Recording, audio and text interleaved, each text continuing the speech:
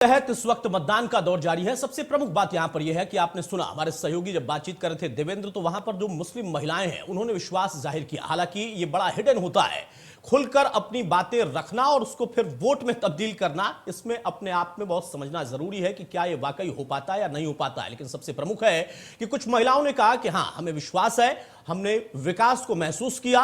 जो भी हमारे यहां से प्रतिनिधि थे, वो चाहे किसी भी दल के हों, सत्ता पक्ष से जुड़े हों, विपक्ष से जुड़े हों, उनके प्रति उनका विश्वास है। आज के दिन किसी दल की बात यहां पर नहीं होती है। जो भी कैंडिडेट किसी भी दल का हो या फिर निर्दलीय हो, निर्विरोध अगर वो चुना जाए या फिर निर्दलीय के तौर पर वो चुना जाए, तो आखिर क्यों चुना जाए, ये सवाल जरूर उठता है। और अगर विकास किया है सत्ता पक्ष ने, तो विश्वास भी जनता जाहिर करती है। तो तस्वीरें आपने देखी और तस्वीरों के साथ साथ लोगों की प्रतिक्रियाएं आपने सुनी। सवाल इस बात का होता है कि क्या वाकई ये वोट में तब्दील हो पाएगा। 64% से ज्यादा पिछली बार का मतदान इस क्षेत्र में था, इन जिलों की सीटों पर था। लेकिन आज भी हम अपील भी कर रहे हैं कि आप अपने अपने मतदान केंद्रों पर जरूर पहुंचे और वहां पर अपने मताधिकार का प्रयोग जरूर ही करें। परसेंटेज जितना बढ़ेगा वो अपने आप में लोकतंत्र की खूबसूरती को और लोगों की जागरूकता को दर्शाता है। मतदान में कोविड प्रोटोकॉल का पालन भी कराया जा रहा है चुनाव आयोग की तरफ से। तमाम जो अधिकारी हैं वो भी इसका ख्याल रख रहे हैं। हमारे सहयोगी राकेश टिकैत से इस वक्त बात कर रहे हैं, सुनाते हैं आपको।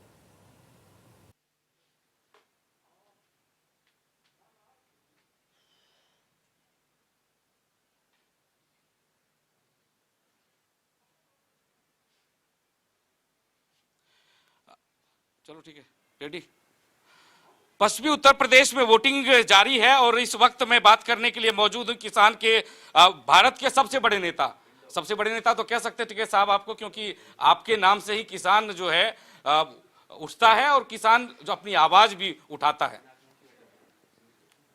नहीं, आवाज तो किसान जो है अपनी दिक्कतों में उठाता है। उसको दिक्कतें हैं तो वो आवाज उठाता है। ये दिक्कत खत्म हो इसके लिए आंदोलन होता है, हम तो उसकी आवाज उठाते हैं। आपके गढ़ में इस बार अभी वोटिंग जारी है और कौन कौन से मुद्दे रहेंगे, आप क्या करेंगे किसान से? बस किसान 13 महीने का आंदोलन चला के भी किसानों को बताना पड़ेगा क्या? 13 महीने क्यों दिल्ली में थे? अगर दिल्ली के नजदीक जाके भी सरकार किसानों से नहीं मिल सकती तो ये किसान उम्मीद लगावे कि जो बिहार का किसान और आसाम और गुवाहाटी का किसान से सरकार मिल लेगी। तो इसका मतलब ये होता है कि जो सरकार है मौजूदा, ये गांव गरीब किसान के विरोधी सरकार है। लेकिन सरकार तो दावा कर रही कि इस आपके गढ़ में सेंधमारी होगी और जबरदस्त बहुमत से इसी क्षेत्र से वो बढ़त बनाएंगे। और बना लेंगे बढ़त, हम क्या मैंने कर रहे, किसी को बढ़त बनाने में हम रोक रहे किसी को? हम तो अपने आंदोलन पे ध्यान देते हैं। कौन कौन से मुद्दे हैं, बुनियादी मुद्दे कौन कौन से हैं जिसके आधार पर किसान इस बार वोट करें? भाई वोट तो पता नहीं लोग किस उस पर करेंगे, लेकिन मुद्दे हैं। गरीबी का इशू बड़ा इशू है, बेरोजगारी का है, बहुत महंगाई बढ़ रही है, फसलों के दाम नहीं मिलते, तो ये बड़े इशू है। टिकैत साहब जाते हैं, जगह जगह जाते हैं और कहते हैं कि सीधे तौर पे भले नहीं कहते हो, लेकिन ये जरूर कहते हैं कि आप सत्ता के विरोध में वोट कीजिए। क्या तो हमने नहीं कहा सत्ता के विरोध में कहा, हमने कहा कि हमारी जो लड़ाई है वो सरकारों से है। सरकार पॉलिसी बनाती है, उसके लिए आंदोलन के लिए तैयार रहो। और अपने आदमी वोट भी देगा, भाई दे लो जहां देना है। आधे रेट में फसल बेच के वोट कहाँ देनी है उसको दे ले। तो क्या माने इसको, क्या माने? सरकार के खिलाफ आप कह रहे हैं या विपक्ष को वोट डालने के लिए कह रहे हैं? लेकिन सीधे तौर पर टिकैत साहब कुछ नहीं कहते। हाँ, सीधे तौर पर तो हम कहते नहीं कुछ भी, सीधे नहीं कहते। अब जिस शहर में हम लोग अभी खड़े हैं, इस शहर को गन्ने के लिए, गुड़ की मिठास के लिए जाना जाता था, लेकिन पिछले काफी दिनों से इसको दंगा के लिए जाना जाता है। दंगा के लिए जाना जाए, ये करवा दें काम। हाँ, इन्होंने 7-8 साल पहले भी करवा दिया था यहाँ पे। आज भी उसी पैटर्न पे इसको ले जाना चाहते हैं कि यहाँ पे फिर वो शुरू हो जाए, लेकिन अब यहाँ की जनता नहीं चाहती। जिन स्टेडियम में वो मैच हुए थे वो स्टेडियम तोड़ दिए यहाँ की जनता ने। अब नए स्टेडियम का निर्माण नहीं होगा, तो यहाँ पे मैच नहीं होगा। उस तरह के मैच अब यहाँ पे नहीं होंगे। लेकिन 3 जो कृषि कानून थे जिसका आप लोग विरोध कर रहे थे, वो तो वापस हो गया। हाँ, वो एक बीमारी थी, आने से पहले बीमारी का पता चल गया तो वो वापसी होगी, बीमारी खत्म होगी। लेकिन किसानों की बीमारी मौजूद है अभी। और क्या क्या है एमएसपी को लेकर आप बात करते हैं, तो क्या आपको लगता है कि अगर सत्ता में परिवर्तन होता तो क्या एमएसपी आ जाएगा? एमएसपी तो आंदोलन से आएगा, सरकार से थोड़ा एमएसपी आता है। एमएसपी आएगा आंदोलन से, एमएसपी आएगा किसान के संघर्ष से, भाव भी किसान के संघर्ष से मिलेगा। बिजली के रेट हरियाणा में 15 रुपये हार्स पावर है किसान के, और उत्तर प्रदेश में 175 है, तो ज्यादा अंतर है। ये जानकारी रहनी चाहिए किसान को।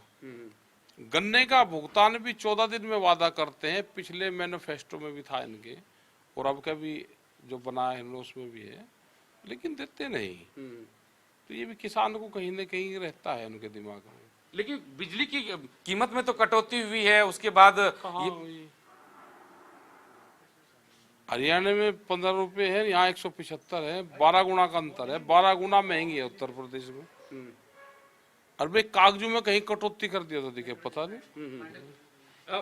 तो क्या इस क्षेत्र में आपको क्या मानते, 6 विधानसभा क्षेत्र आपके यहाँ पे मुजफ्फरनगर में, और 6 के 6 बीजेपी की तरफ गया था, तो इस बार क्या हालात बनने वाले? क्या पता क्या हालात बनेंगे, हम क्या कोई ज्योतिषी हैं क्या? हम हालात तो हम उनका कापी लेकर कलम किताब ले रहे, हम तो अपने आंदोलन पे ध्यान देते हैं। हम ज्यादा इन पे क्षेत्र बना हम काम करते हैं। लेकिन जब टिकैत साहब मेरठ में करते हैं प्रेस कॉन्फ्रेंस, अलग अलग जगह प्रेस कॉन्फ्रेंस करते हैं, तो सत्ता की तरफ से ये मान लिया जाता है कि आप सत्ता के खिलाफ वोटिंग करवाने के लिए जुटे हुए हैं। और मान लें तो कम से कम उनके दिमाग में ये मान तो रहे कि हम कुछ ना कुछ कर रहे हैं, और भाई इतना ही बहुत है कि उनके दिमाग में से किसान ना निकले, वो उनके कागजों में से ना निकले किसान। जब वे स्पीच दे, जब दिमाग में से किसान ना निकले, तो हम यही तो चाह रहे हैं कि किसान उनके दिमाग में से नहीं निकलना चाहिए। अभी भी थोड़ी देर पहले बात हुई कि किसानों को सरकार की तरफ से ये कहा गया, कुछ मंत्री उनके जो प्रतिनिधि हैं वो उन्होंने कहा कि किसानों को ये याद रहना चाहिए जिनके हाथ में हल है उनका बेटा सीमा पर रहता है, और जब उनके सीमा पर हाथ बांध दिए जाते हैं। ये कुछ ही कह लो, तो सीमा पर हाथ बांध रहे तो ये सरकार क्या कर रही है कि जवान के सीमा पर हाथ बांध रहे, तो सरकार क्या कर रही है? विपक्षी पार्टी के लिए बताया कि वो लोग, उनकी अगर सत्ता आ जाती है तो फिर वो उतनी स्वतंत्रता नहीं लेकिन तो ये तो सब किसान और जवान अपने आप देख लगा इसे। हमारा जो गांव का ट्रैक्टर है वो तैयार है, हम उसको टैंक के हैं। सीमा पे भी हम ही है। गांव से जो किसान है 2 चीज देता है, देश को अनाज भी देता है और देश को जवान भी देता है, 2 चीज देते हैं हम। अब सरकार क्या सियासत इसमें कर रही, मतलब जवानों के नाम से भी वोट लेना चाह रही।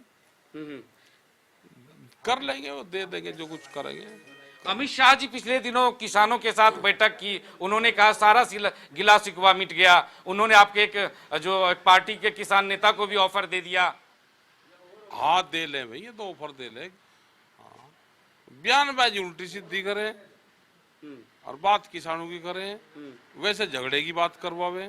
हाँ, वे तो वैसे ही झगड़े झुगड़े की बात ज्यादा करें, किसानों की तो बात कम करें। हमको तो मिले नहीं भाई, भारत सरकार 13 महीने हम दिल्ली में रहे, तो भारत सरकार हमको तो मिली नहीं किसी को।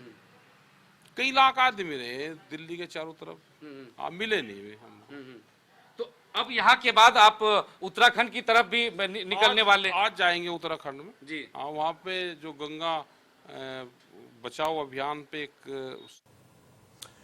तो राकेश टिकैत को आप सुन रहे थे। राकेश टिकैत जो कि अपने एक अलग अंदाज के लिए जाने जाते हैं, एक बड़े किसान नेता के तौर पर उनकी पहचान बन चुकी है, ऐसा उनका खुद का भी मानना है और लोग भी अब कहने लगे हैं विपक्षी खेमे के तौर पर। लेकिन